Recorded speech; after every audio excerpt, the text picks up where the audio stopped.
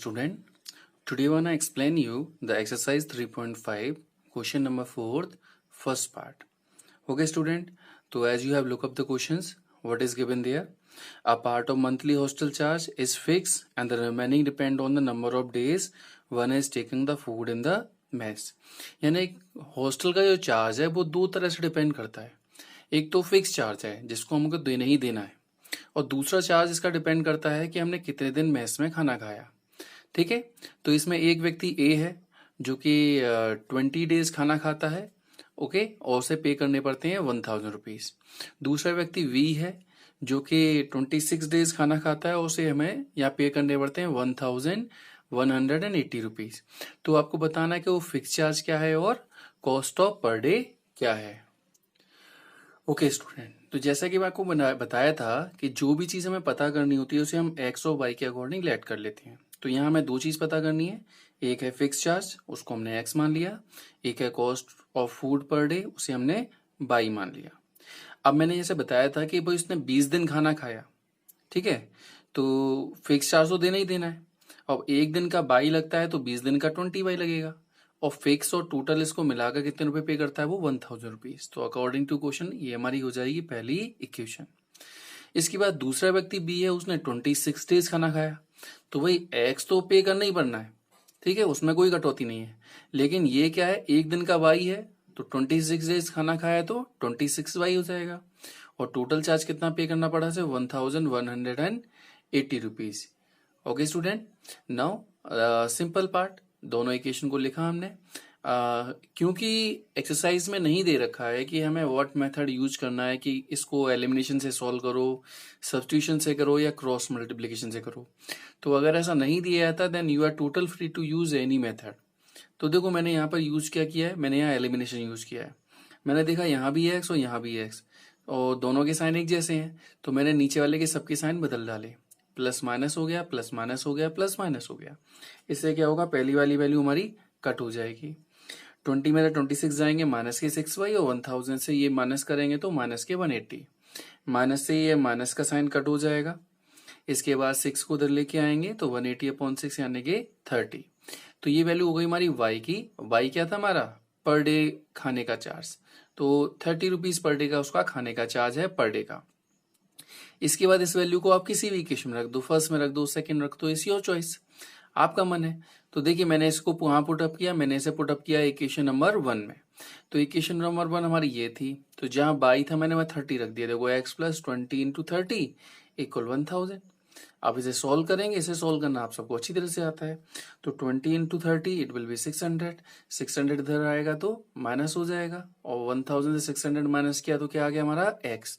तो ये हमारा क्या कहलाएगा, it is called the fix charge. जो हॉस्टल में रहने का फिक्स चार्ज है वो कितना है हमारा 400 रुपीज है.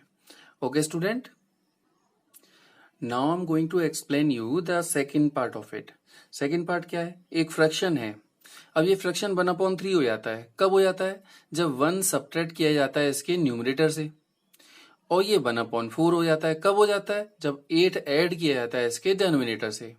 तो हमें पता करना है कि वो फ्रैक्शन क्या है.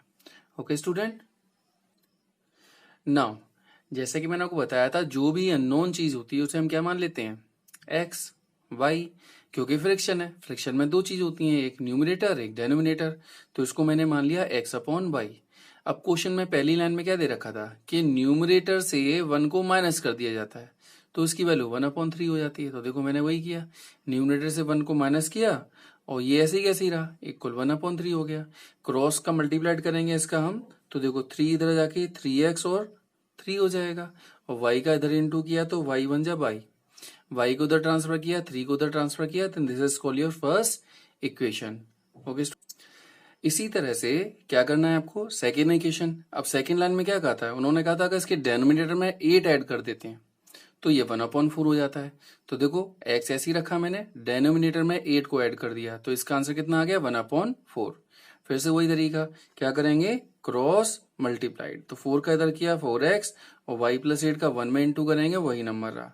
y को ट्रांसफर किया, ये हमारी हो गई इक्वेशन नंबर 2. इक्वेशन नंबर 1 अभी मैंने निकाली थी, वो क्या थी ये. या फिर से you can use any method जो अच्छा लगे वो यूज कर लो। तो मुझे सबसे ज्यादा आसान लगता है एलिमिनेशन, तो आई थिंक आप भी एलिमिनेशन का यूज ज्यादा अच्छी तरह से कर पाएंगे। देखो यहाँ भी माइनस बाई और यहाँ भी माइनस बाई, तो मैंने आपको बताया था पहले ये देखते हैं कोई एक नंबर एक जैसा है क्या। तो यहाँ दोनों नंबर एक जैसे हैं तो कुछ नहीं, अगर दोनों के साइन एक जैसे हैं तो क्या करो, नीचे के सबके साइन बदल डालो, और साइन अलग अलग होते तो डायरेक्ट काट देते। तो देखो सबके मैंने साइन बदल दिए, प्लस था माइनस बन गया, माइनस प्लस बन गया और प्लस माइनस बन गया। इससे क्या होगा, बाई से बाई कट हो गया, तो 4 में से 3 जाएंगे 1 बचा, और 8 में से 3 जाएंगे 5 बचा। हो गया पहला आंसर हमारा। एक्स की वैल्यू कितनी आ गई हमारे पास 5। अब इस एक्स की वैल्यू को आप किसी भी इक्वेशन में रख दो, 1 में रख दो, 2 में रख दो, इसी और चॉइस। मान लो इक्वेशन नंबर 1 में रखा हमने, ठीक है, या मान लीजिए हमने इक्वेशन नंबर 2 में रख दिया ऐसे। तो जैसे इसे 2 में रखेंगे तो 2 इक्वेशन हमारी ये वाली है, 4x minus Y is equal to 8। तो 4 इंटू, देखो एक्स की वैल्यू रख दी 5, माइनस का बाई ऐसे ही लिखा हुआ है और 8 भी ऐसे ही लिखा हुआ है, तो 4 5 जा 20। ठीक है, बाई को उधर ले जाएंगे, 8 को उधर ले जाएंगे, तो 20 में से 8 जाएगा कितना बचेगा 12। यानी हमारा जो बाई की वैल्यू कितनी आ गई, बाई की वैल्यू 12। हमें निकालना क्या था, फ्रैक्शन, और फ्रैक्शन क्या होता है, एक्स अपॉन वाई। तो एक्स की जगह एक्स की वैल्यू रख दी और वाई की जगह वाई की वैल्यू रख दी, and this is called our answer. Okay student, ये लास्ट के जो क्वेश्चन है ना, ये थर्ड पार्ट, फोर्थ पार्ट और फिफ्थ पार्ट, ये मोस्ट इंपोर्टेंट क्वेश्चन है भाई, ध्यान से समझना है। अब क्वेश्चन क्या है, यस स्कोर्ड 40 मार्क्स, यस के 40 नंबर आते हैं, कब आते हैं, अगर उसके टेस्ट में सही जो आंसर उसने किए हैं उस पर 3 नंबर मिले और गलत वाले पर 1 नंबर उसका कट जाए, तो उसके 40 नंबर आएंगे। लेकिन अगर मार्किंग स्कीम में क्या लिखा है कि सही आने पर मिलेंगे 4 नंबर और गलत आने पर कटेंगे 2 नंबर, तो उसके कितने नंबर आते हैं, 50 मार्क्स आते हैं। तो आपको तो यह निकालना है how many question were there in the test, total question कितने थे। लेकिन हमको ये भी जानकारी होनी चाहिए कितने उसने सही किए और कितने गलत किए।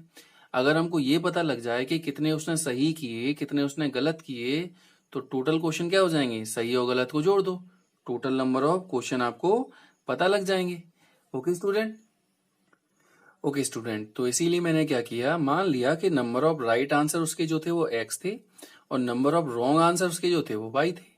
अब क्वेश्चन के अकॉर्डिंग पहली लाइन में क्या मिलता है कि एक राइट का 3 नंबर मिलता है, तो भाई एक राइट का 3 मिलेगा तो एक्स राइट होने पर कितने मिलेंगे, 3x, और एक रॉन्ग होने पर 1 नंबर कट जाता है, तो 1 नंबर कटेगा रॉन्ग होने पर, तो बाई रॉन्ग होने पर कितने नंबर कट जाएंगे, 1 इंटू बाई, यानी कि बाई, क्योंकि ये कट जाएंगे मतलब माइनस हो जाएंगे, इसलिए हमने यहाँ माइनस का साइन लगाया। फिर भी इसके कितने नंबर आते हैं, 40 मार्क्स। दूसरी लाइन क्या कह रखी थी, अगर मार्किंग स्कीम चेंज हो जाए, एक राइट होने पर कितने नंबर मिले, 4, तो एक्स राइट होने पर कितने मिलेंगे, 4x। एक गलत होने पर कितने कटते हैं, 2, तो बाई गलत होने पर कितने कटेंगे, 2 बाई, और फिर इसके कितने नंबर आते हैं, 50 आते हैं। अब देखो ये सब नंबर 2 से डिवाइड हो रहे हैं, तो पूरी इक्वेशन को मैंने 2 से डिवाइड किया। ओके, तो जैसे इसे हम 2 से डिवाइड करेंगे, 2 2 जा 2 1 जा एंड 2 से ये कट हो जाएगा 25 टाइम, तो ये हमारी होगी इक्वेशन नंबर 2। इक्वेशन 1 को भी मैंने यही लिख दिया। फिर से देखिए, as usual your easiest method elimination, ये भी वाई और ये भी वाई, तो क्या करना होता है, हमें दोनों के साइन देखते हैं, तो ये भी माइनस ये भी माइनस, तो मैंने बताया था जब साइन एक जैसे होते हैं तो नीचे वाले के साइन बदल डालो। ये देखो, ये चेंज कर दिया, माइनस कर दिया, ये माइनस का प्लस कर दिया और ये प्लस का माइनस कर दिया, इससे वाई से वाई कट हो जाएगा। भाई 2 में से 3 गया, माइनस का 1x बचा, 25 में से 40 जाएंगे, माइनस के 15 बचेंगे, फिर माइनस से माइनस गया तो x का आंसर कितना आ गया, 15। x का आंसर 15 यानी हमें ये पता लग गया कि उसने जो राइट आंसर किए थे वो कितने किए थे, 15 किए थे। ओके स्टूडेंट, अब अगर ये वैल्यू मैं किसी एक इक्वेशन में पुट कर दूं, मान लो मैंने इस वैल्यू को पुट कर दिया, पुट इन इक्वेशन फर्स्ट, तो फर्स्ट इक्वेशन ये है हमारी, ठीक है। तो यहां पर हम वैल्यू रखेंगे, देखो 3, एक्स की रख दिया 15 minus Y is equal to 40, तो 15 दिया होते हैं 45, 40 को उधर लेके आएंगे माइनस हो जाएगा, बाई को उधर ले जाएंगे प्लस का हो जाएगा, 45 में से 40 गए तो बचे 5। बाई क्या था, रॉन्ग आंसर, यानी कि रॉन्ग आंसर कितने किए इसने, 5, राइट आंसर कितने किए, 15। यानी टोटल अगर हम पूछें कि टोटल जो क्वेश्चन आए थे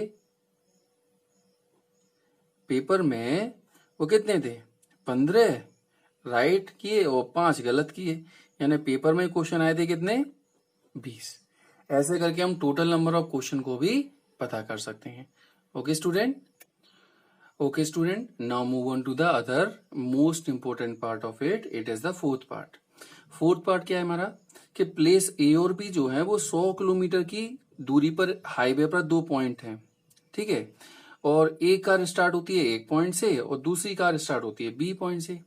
अगर दोनों कार ट्रेवल करती हैं सेम डायरेक्शन में, सेम का मतलब वो भी अगर इस साइड जा रहा है तो दूसरी भी इसी साइड जा रही है, ठीक है, दोनों का सेम डायरेक्शन है, तो वो 5 घंटे मिलेंगे। वही 5 घंटे कैसे मिलेंगे, एक कार तेज चल रही होगी एक धीमे चल रही होगी, तो वो उसे ओवरटेक कब करती है, 5 घंटे के बाद ओवरटेक करती है। अगर ये दोनों एक दूसरे की तरफ मूव करें, एक दूसरे की तरफ मूव करें मतलब अगर वो इस तरह से मूव करें, ठीक है, इस तरह से आते हैं, तो क्या होगा, तो वो 1 घंटे मिलती हैं। तो बतानी है दोनों कार की स्पीड क्या है। Okay, it is the most important question. तो देखिए इसमें क्या क्या रखा है, मान लो ये ए है और ये बी है, हाईवे के दो पॉइंट हैं और इनके बीच की दूरी 100 किलोमीटर है। एक कार यहां पर है, इसकी स्पीड मैंने मान ली एक्स है, एक कार यहां पर, इसकी स्पीड मैंने मान ली वाई है। अब ये कार इधर जा रही है, अब ये कार भी इधर जा रही है, तभी तो दोनों की डायरेक्शन सेम होगी। तो फॉर सेम डायरेक्शन, क्या ये भी इधर जा रही है तो ये भी इधर जा रही है, यानी कि क्या होगा, ये समथिंग मान लिया यहां पर मिलती हैं। अब यहां मिलती हैं तो इसको यहां तक आने में कितना टाइम लगा, 5 घंटे। इसको यहां से आने में कितना टाइम लगा, 5 घंटे। तो देखिए मान लिया मैंने स्पीड ऑफ कार फर्स्ट, यानी इस वाले कार की speed x kilometre per hour है, दूसरे वाले कार की स्पीड मैंने मान ली y किलोमीटर पर आवर है। तो डिस्टेंस का फॉर्मूला आप जानते हैं, फिजिक्स में पढ़ा था आपने, स्पीड इनटू टाइम है, 9th में पढ़ा था। तो अगर मैं ए से लेकर सी तक की डिस्टेंस निकालूं तो स्पीड इनटू टाइम, स्पीड कितनी है इसकी x, और टाइम कितना लगा इसे, 5 घंटे, यानी 5x हो गई डिस्टेंस। ऐसे अगर मैं बी से लेकर सी तक की डिस्टेंस निकालता हूं तो फिर से वही स्पीड है बाई और टाइम 5 घंटे, यानी 5 हो गया। अब देखिए ये वैल्यू हमको पता है, ठीक है, 100। अगर मैं इस पूरी वैल्यू में से इतनी वैल्यू हटा दूं, इतनी वैल्यू को क्या कर दें, माइनस कर दें, यानी इस पूरी वैल्यू में से अगर मैं इतनी वैल्यू को हटा दूं तो ये 100 ही तो रह जाएगा। तो वही मैंने यहाँ किया, मैंने क्या किया, AC माइनस BC बराबर AB। AC की जगह AC की वैल्यू, BC की जगह BC की वैल्यू रख दी और AB की जगह AB की वैल्यू रख दी। अब आपको दिख रहा है कि ये सब के सब 5 से डिवाइड हो रहा है, तो मैंने क्या किया, इसमें 5 का भाग दे दिया, 5 एकम 5, 5 एकम 5, 5 दूनी 10, यानी कि इतना आ जाएगा हमारा, ये हमारी कहलाएगी पहली इक्वेशन। अब अगर मूव करते हैं सेकेंड पार्ट के एसी के लिए, तो सेकेंड में क्या क्या रखा है भाई, फिर से देखो ये ए और ये बी, उनके बीच की दूरी है 100 किलोमीटर, ये यहां से यहां तक की दूरी। अब एक कार यूं चलती है और एक कार यूं चलती है, तो ऑब्वियसली बाहर तो कहीं नहीं मिलेंगी, अंदर ही कहीं मिलेंगी, ठीक है। तो यहां भी फिर से वही मेथड यूज करेंगे कि डिस्टेंस बराबर होता है स्पीड इनटू टाइम। अब इसको यहां से यहां तक आने में 1 घंटा लगा, इसको भी यहां से यहां तक आने में 1 घंटा लगा। तो AC अगर हम डिस्टेंस निकालें तो स्पीड इनटू टाइम यानी कि ये आ जाएगा। ऐसे BC डिस्टेंस निकालें तो स्पीड इनटू टाइम यानी कि ये आ जाएगा।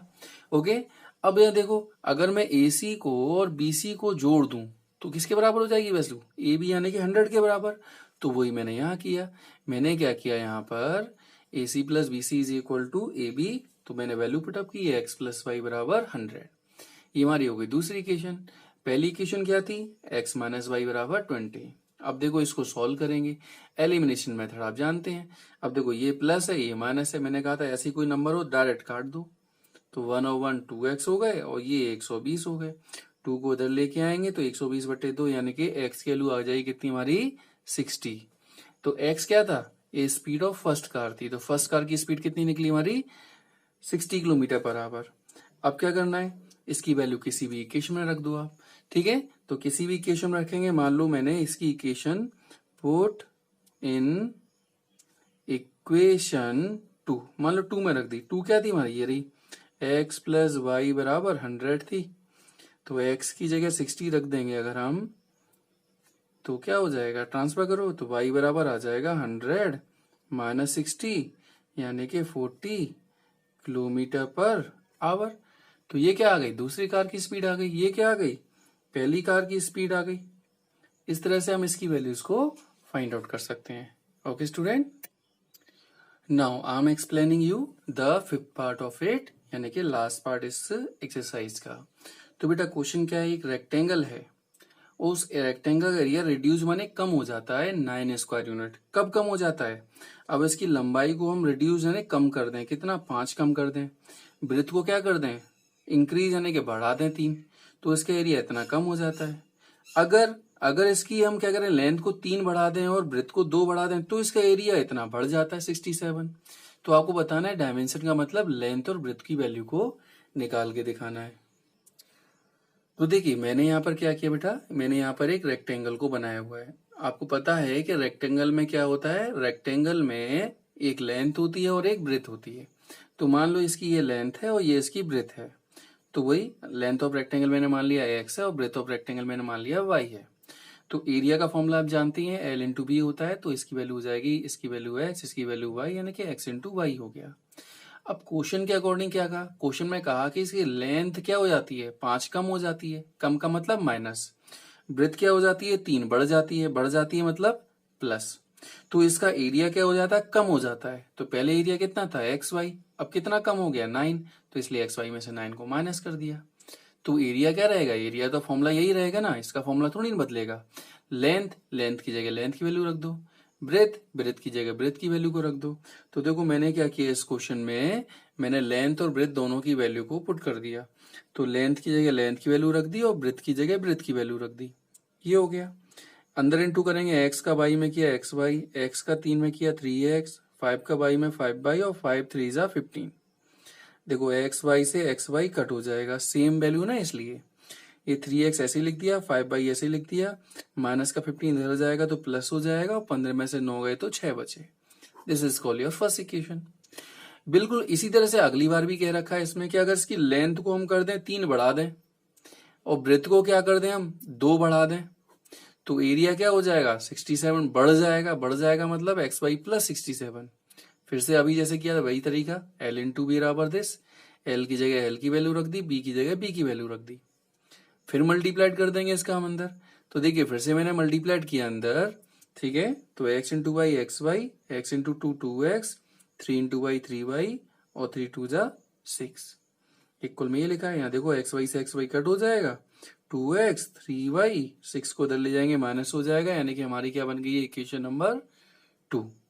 ओके स्टूडेंट, तो हमारे पास अब 2 इक्वेशन आ गई, पहली इक्वेशन ये और दूसरी इक्वेशन ये। लेकिन इसमें तो एक गड़बड़ है, यहाँ तो x की वैल्यू बराबर है ना ही y की वैल्यू बराबर है। तो मैंने आपको तरीका बताया था कैसे हम एक जैसी करते हैं वैल्यू। मान लो मुझे y की वैल्यू एक जैसी करनी है, तो y के साथ क्या है यहाँ 3, तो पूरी ऊपर की इक्वेशन में 3 का मल्टीप्लाइड कर दो। यहाँ y के साथ क्या है 5, तो नीचे वाली में 5 का इंटू कर दो। तो जैसे ही देखो मैंने 3 का इंटू इसमें किया, 3 3 9, 3 5 15 और 3 6 18। और इसमें 5 का इंटू करेंगे तो 5 2 10, 5 3 15 और 5 का इसमें इंटू किया तो 305। अब देखो ये माइनस में और ये प्लस में हो गया ना एक जैसा, तो डायरेक्ट कट हो जाएगा। तो 9 और 10 19 हो गए, इन दोनों को ऐड करेंगे 3 2 3 हो जाएगा। इसको उधर लेके आएंगे तो डिवाइड हो जाएगा, और जैसे ही डिवाइड करेंगे आंसर हमारा एक्स का आ गया 17। एक्स क्या मानी थी हमने, लेंथ, तो लेंथ हमारी कितनी निकली 17 निकल आई। अब हमें ब्रेथ निकालनी है। तो जैसे कि मैंने आपको बताया था कि एक वैल्यू आ जाती है तो उसकी वैल्यू आप किसी भी इक्वेशन में रख सकते हैं। तो मान लो इसकी वैल्यू मैंने इक्वेशन नंबर 1 में रख दी, तो 1 इक्वेशन क्या थी 3x माइनस 5y, वही इक्वेशन क्या थी 3x minus 5y is equal to 6। तो x की जगह पर x की वाली वैल्यू को हम रखेंगे, ठीक है।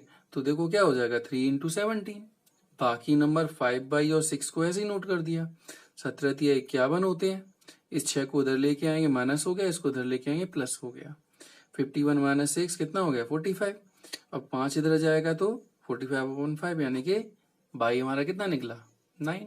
तो हो गया, लेंथ हमारी निकल के आ गई कितनी 17, ठीक है।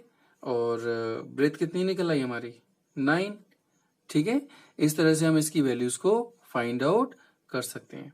यहाँ पर आप चाहो तो यूनिट लिख सकते हो, क्योंकि ना तो मीटर दे रखा है ना ही सेंटीमीटर दे रखा है, तो ये यूनिट वैल्यू हो जाएगी। Okay student, good bye.